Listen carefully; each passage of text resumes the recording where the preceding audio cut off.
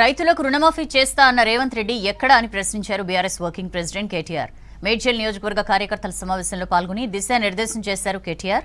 ఈటెల రాజేందర్ కు దమ్ముంటే నరేంద్ర మోదీ మల్కాజ్గిరికి ఏం చేసిండో చెప్పి ఓట్లు అడగాలన్నారు.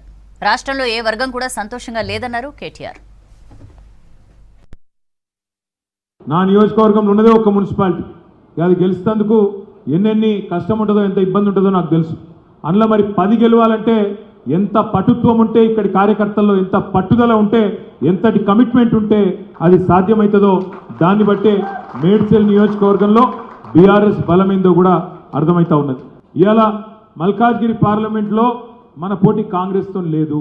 కాంగ్రెస్ అభ్యర్థి ఇవాళ కేవలం ఒక డమ్మీ అభ్యర్థిని, మన ప్రాంతంతో సంబంధం లేని అభ్యర్థిని, కాంగ్రెస్ పార్టీకి మొన్ననే వచ్చి చేరిన అభ్యర్థిని, ఒక డమ్మీ అభ్యర్థిని తీసుకొని వచ్చి ఇవాళ మల్కాజ్గిరిలో చేవెళ్లలో రిజెక్ట్ చేస్తే ఇక్కడ తీసుకొచ్చి బలవంతంగా మల్కాజ్గిరి మీద రుద్దే ప్రయత్నం చేస్తూ ఉన్నారు.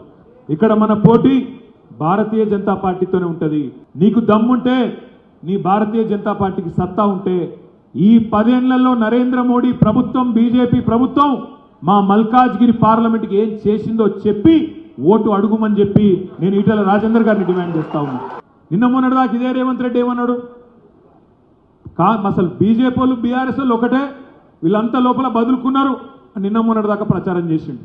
కానీ నిన్న మొన్న ఏం మాట్లాడుతున్నాడు, మళ్ళీ ఈ కాగితం తీసుకొచ్చి ఇగో కేసీఆర్ 10 ఏళ్ళకెళ్ళి బీజేపీతో పంచాయతీ పెట్టుకున్నాడు కాబట్టి వాళ్ళు ఇయ్యలేదు, నేనేమో మంచిగా పోయి అడిగినా అందుకే ఇచ్చిండ్రంటుడు. రేవంత్ రెడ్డిని ఒక మాట మీద నిలవాడు, ఏం చేసిండ్రయ్యా మీరు అని అడిగితే ఒకటి చెప్తారు, జై శ్రీరామ్. గద్దప్పు ఇంకోటి ఏం లేదు, చెప్తాను జై శ్రీరామ్. అవును, మేము కూడా జై శ్రీరామే అంటున్నాం. కానీ మేము రాముడి పేరు చెప్పి, దేవుడి పేరు చెప్పి ఓట్లు అడుగుతలేం. మనం కూడా కట్టినాం. పక్కకే యాదగిరిగుట్టలో అద్భుతమైన యాదగిరిగుట్ట గుడి కట్టింది కేసీఆర్ కాదా? కట్టలేదా మనం? కానీ మనం దాన్ని రాజకీయంగా వాడుకున్నామా? అక్షింతలని, ఇంటింటికి బొమ్మలని డ్రామా చేసినామా? చేయలే.